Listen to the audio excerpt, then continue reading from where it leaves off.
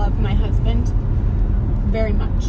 But when he routinely leaves me with no coffee, that love is tested.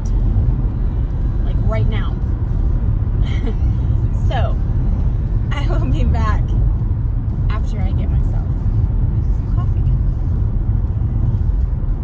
Treated by someone so tenderly, I'm afraid that I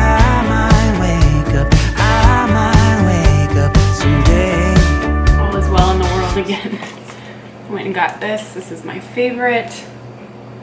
And I was super happy when I found out my husband liked it too. I was like, oh great, like I don't have to buy a bunch of different kinds of coffee. But now that he likes it, he drinks way more than I do. I probably have about 2 cups a day. When I say a cup, like, I'll show you. Like it's iced. So like half. So I probably have, I guess, like maybe 1 cup a day. And he can drink, a lot more. So yeah, goes through it pretty fast. And then this is the creamer that I've been drinking because I'm super basic. I only put a little bit in because it is like super sweet, but it's really good. Boom. All right, we're gonna make some breakfast.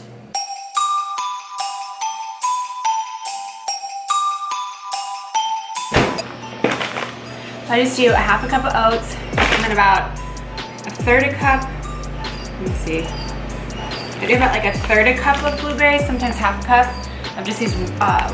They're frozen blueberries because they melt in the warm oatmeal. It's so good. Then I do about a tablespoon of this favorite almond butter, and then a serving of my ant protein.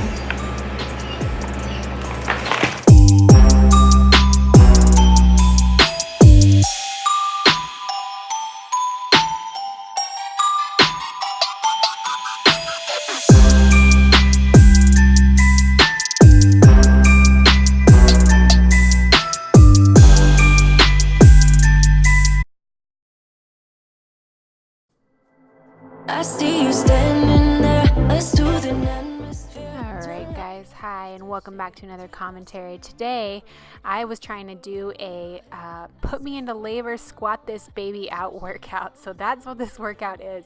I started with 2 banded exercises. One was those lateral squat walks into the band, and then I superset that actually and with these banded air squats. And the goal here is to keep your knees pressed against that band and don't let them cave in. And then I went right into, you'll see I did a lot of squatting this day. So I actually did 3 squat variations for 3 sets apiece. So I did 9 sets of squats here. The first variation is a hack squat. So my feet are together and I'm kind of leaning back into the bar. So when I squat down, my knees are more of in a 90-degree angle there, pushing through the heels and squeezing the glutes up at the top. So that was variation number 1. And then I just repositioned my legs for squat variation number 2. And this is actually my personal favorite. These are these heels elevated Smith machine squats.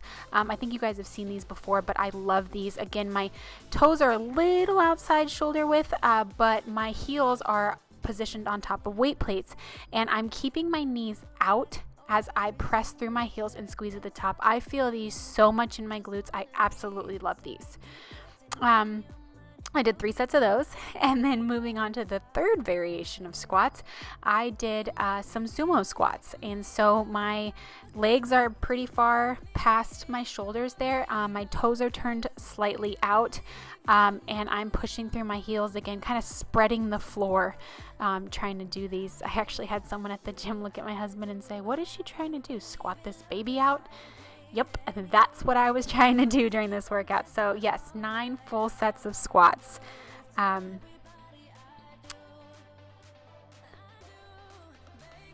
And then I moved on to some sumo style deadlifts. I like doing these on the Smith machine. Just make sure that you elevate yourself on a little box because the stoppers on the Smith machine kind of prevent you from getting that full range of motion. But the same type of cues apply here. So my toes are turned all the way out, and I'm spreading the floor. Like, it's a weird thing to think about, but you're almost spreading the floor with your heels. And I keep that bar fairly close to my body the entire time. You'll feel these in your abductors too if they're tight, so make sure you work those out. And then I finished off with a superset. This is one of my favorites. These are the heel elevated goblet squats on the cable machine. Again, more squatting. I'm gonna squat this baby right out. Look at that belly between my legs. So I did about 12 reps, I believe, of these. Squatted nice and low. I was watching my form in the mirror there, pushing through my heels. And then I supersetted these with another one of my favorites. These are the cable stiff-legged deads. As you can see, I'm positioned on top of a box. That is to make sure that I get a good range of motion here. I'm almost over the top of that pulley. I feel that a lot in my upper hamstrings and glutes, and trying to keep those lats nice and tight so I'm not pulling with my arms, only with the hamstrings and the glutes. So that was my labor-inducing workout. Did it work? I guess we'll find out.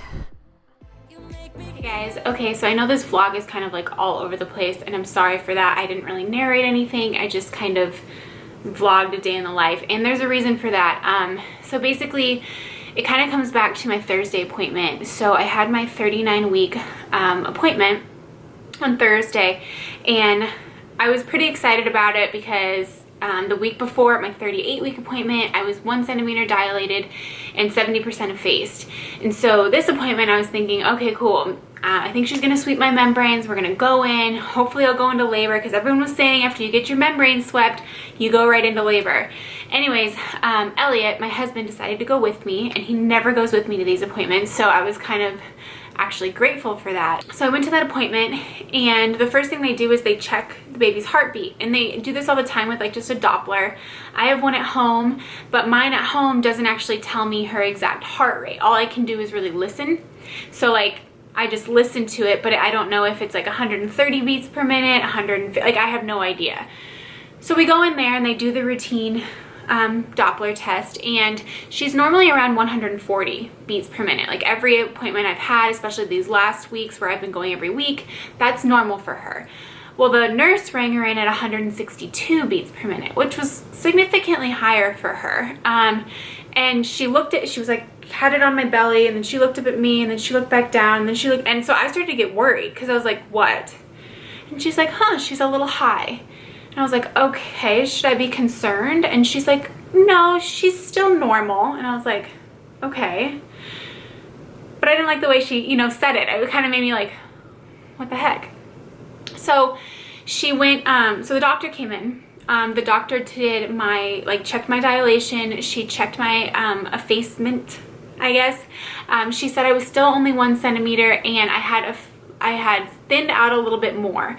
I didn't ask for what that meant, but thinning out a little bit more from 70%, I'm guessing I'm around 75 or 80%.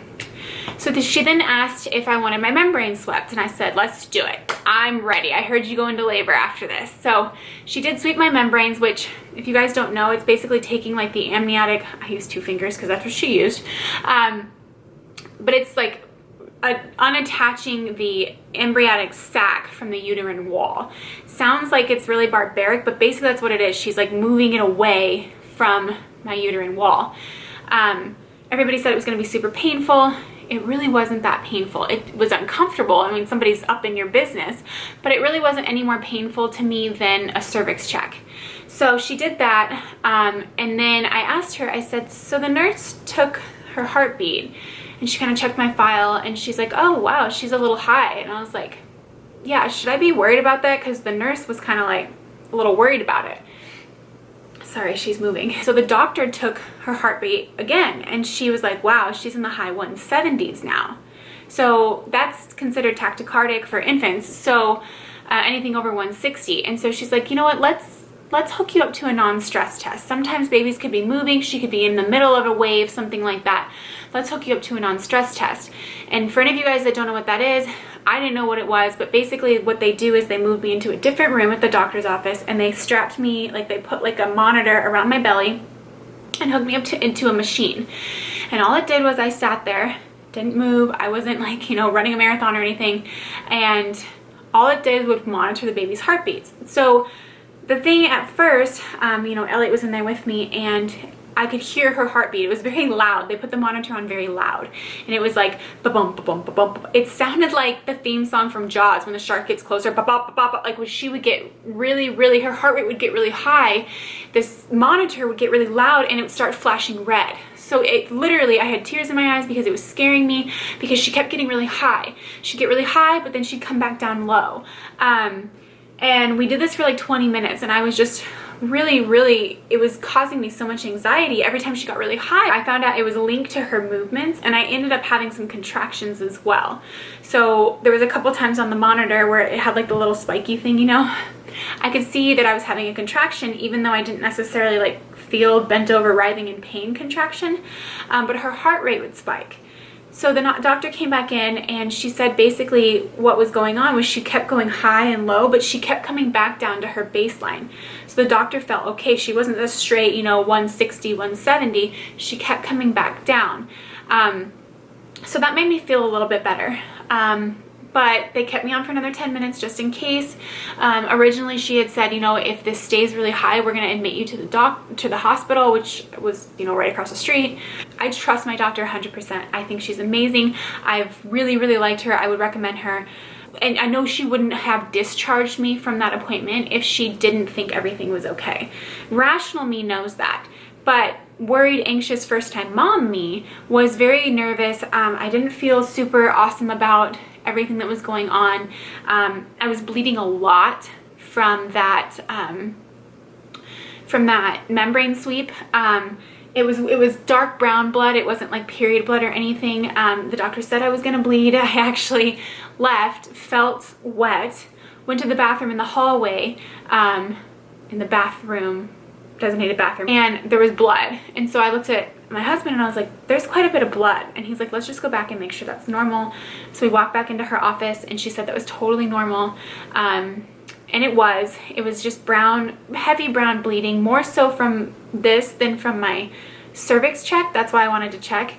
And I did start to have cramping. So I was getting menstrual cramps into Friday, into Saturday, a little bit more today, but nothing consistent, just regular menstrual like cramps, just annoying. I stopped bleeding yesterday on Saturday, so I haven't had any more blood. Obviously I'm not in labor. I'm very worried about her heart rate. Now the one thing I did ask her was, can I continue to work out? And she said, absolutely. Just make sure to keep your heart rate, my heart rate, under 150, which I do. I was actually keeping it under 140 this entire pregnancy. I wear my little Fitbit. So anyways, that kind of has me like a little on edge, I guess. And I know like me being worried about it is not gonna help anything. I know that. It's just being a first-time mom. I think it was just kind of like more nerve-wracking than anything. I even asked her, I was like, can I get her out now? Like I want her out. Like I'm getting anxiety about it. Like I want her to be safe. I want her out.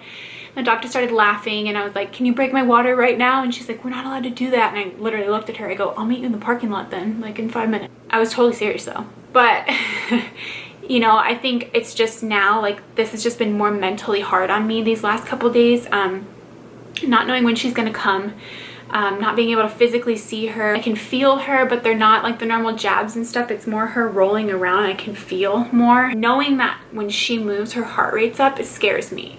So it's almost like I don't want her to move, but then I want her to move because I want to make sure that, you know, there's fetal movement. And so it's just kind of been like a weird, I've been struggling mentally with it this weekend. And so I've been trying to get her to come, which is what these last couple clips are going to be. My husband and I are trying everything. I posted on Instagram too, like, hey guys, what can I do? So, you know, and I don't know that I believe any of that. It's kind of like when I was trying to get pregnant and everyone was like, oh, you got to do this position and you got to do it under a full moon and you got to do it backwards. And, you know, when you're done, get in a handstand and just, you know what I mean? Like, I don't necessarily know that any of this works. But if one more person says she'll come when she's ready, I'm going to punch them in the throat. Like, that's where I'm at. I get that. I know that. Like, I understand. People keep telling me stories. Oh, I drank raspberry leaf tea and I went into labor, or I got my membrane swept and I went into labor. Well, your baby was probably just ready to come out. And I know that. but I'm trying to keep myself busy. Definitely walking. I'm walking a lot more. I'm going on 2, maybe 3 walks a day. It's cooling down a little bit, so I've been going in the morning. I'll go as part of my workout at the gym, and then I've been going in the evening. So I'm just trying to move more. We did curb walking, so I think I have a clip of that. I did get the red raspberry leaf tea. I did get the evening primrose oil, but I haven't started taking it. I want to call my doctor as soon as they're open tomorrow and just make sure that that's okay. It seems like it's safe, but I also run every single supplement I'm taking by my doctor. I got 2 pineapples and cut those up, so I've been eating those starting today. What else have I been doing? Red raspberry leaf tea. We got a bouncing ball, so I've been bouncing on the birthing ball, curb walking, and we've tried sex. Actually, my doctor did recommend sex. He said that something in, I think I saw some woman call it male juice, is supposed to help with the hormone proglastin, I think I'm saying that right, to kind of push you into labor. So my doctor actually did tell me that specifically that one could work. Did it? Obviously, she's still in there. So anyways, that's why this vlog has been a lot more footage and not a lot of talking, but I wanted to come on here and say that just because I know some mamas, lots of mamas have been following me. If you have Googled this and you've looked for 38 weeks, then you're clearly looking for some, you know, signs, symptoms, things like that. Like I said, I think that this is just, you know, physically I'm getting uncomfortable, physically I'm breathing hard, but mentally this week has been a lot harder. So I'm trying to manage my anxiety and my stress, because I know firsthand if my body is stressed out and anxious, it's gonna close up and my baby's not gonna, she's not gonna wanna come out. So more reading, getting in bed early, walking, clearing my head. I do work with clients all day long, so being able to decompress and take a break, just being more aware of it. So anyways, I hope that like, here's where I'm at in my pregnancy. I just wanted to come on here and say that. Thank you so much, guys. I'll kind of finish out this vlog here with a couple more clips of some things that we have been trying. But other than that, I will see you guys all in my next video. Give this video a thumbs up if you want to see more. Hopefully there's not a 40-week vlog. I don't know. We'll see. Hopefully there's a labor and delivery vlog coming next, but I don't know. So I've got my next appointment on Thursday, my 40-week appointment if I make it that far. But give this video a thumbs up, subscribe, and leave a comment below. I would love to read them. Thank you so much, guys. Enjoy the rest of the vlog.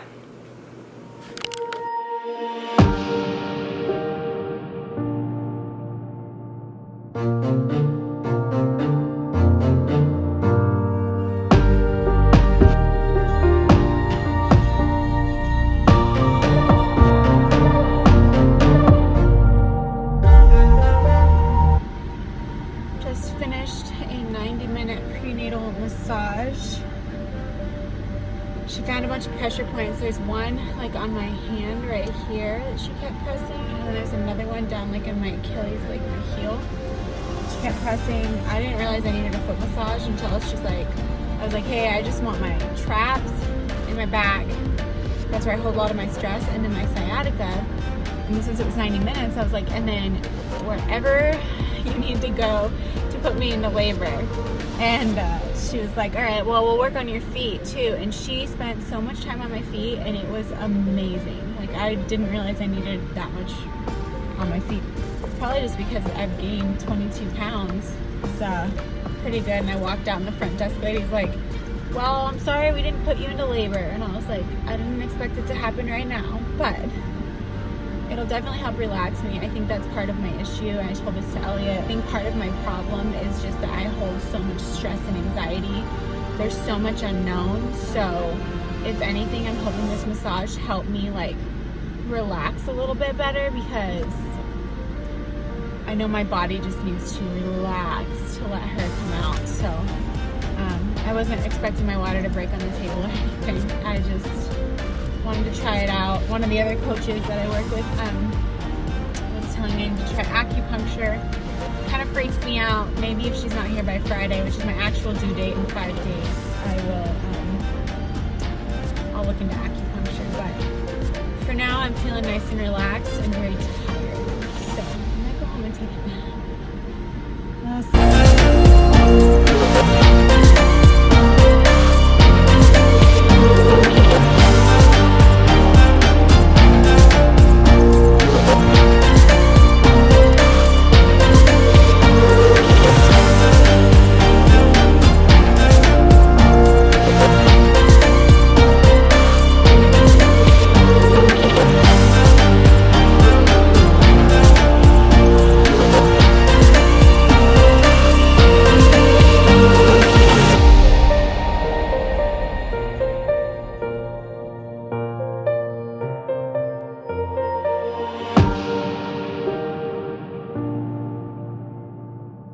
you.